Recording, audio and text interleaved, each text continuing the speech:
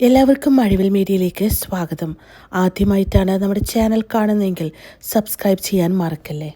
Friends എന്ന ചിത്രത്തിൽ ജയറാമിന് പകരം അഭിനയിക്കേണ്ടിയിരുന്നത് സുരേഷ് ഗോപി.